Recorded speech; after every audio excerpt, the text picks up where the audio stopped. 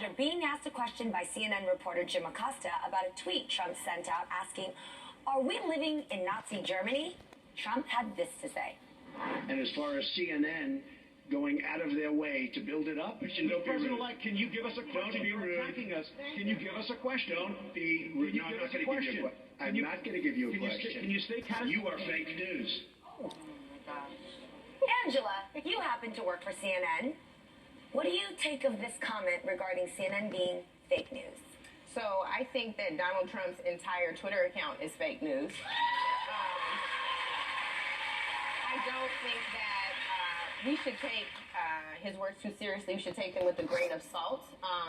He has bullied reporters throughout. We've seen him bully people from the moment he slid down that escalator. I shouldn't say slid down because he glided down. He didn't fall, although, anyway.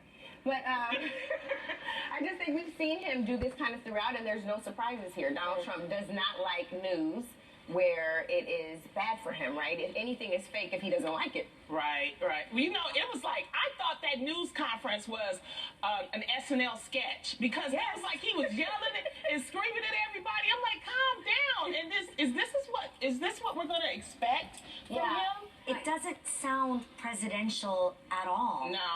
Well, he's creating a new standard. He's creating a new standard, and to your point, Lonnie, I think we're having a harder time trying to determine who's Donald Trump and who's Alec Baldwin. Right? To your point, I think it's a great one. He is a running joke, and he doesn't know the joke is on him. So and now on us, because some of y'all voted for him, I didn't. So that's y'all's president. It's not my president. Are you going to the inauguration? I have to go to the inauguration to do coverage, but if I had my way, maybe I'd be like in Ghana or somewhere else not here. You know what? I was invited to go to the inauguration, and I told the person, I said, I got a hair appointment that day. I can't go. It's gonna take all day. It's gonna take all day.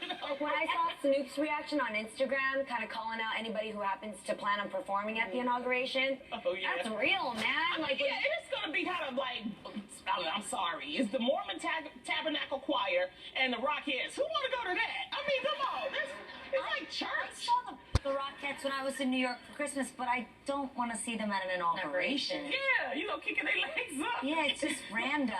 It's like, he can't get nobody. So there isn't anybody else that is performing? Oh, yeah, he's got the girl from America's Got Talent. She's going to perform. She was season 6 or runner-up 6 or something. Anyway. Lonnie is cold in this thing with shade, man. This is going to be an interesting time. But what can you say? I want to change this whole conversation to give people hope. In your opinion, what can people do to have hope? You know, I can't help but to think about the last 8 years. The President Barack Obama and Michelle Obama have just been amazing. And to see the speech last week, and know what he was imploring us to do, and that is, change doesn't happen just because of him, because of them being residents of the White House. Change is within all of us. Hope is within all of us. And on this day especially, we have to remember that the fight must go on. We got to keep going. We have to fight for what we believe in. Whether you're a Trump supporter or, you know, a Clinton supporter or a Bernie supporter or whomever else, we have to remember that there are ideals that we hold fast to in this country. We have to push towards progress. Yes, and the more we separate, we're not hitting that progress the way Dr. Martin Luther King would have wanted. Yeah, he wanted us all to get together and unite, for sure. Keep hope alive. Well, you know what?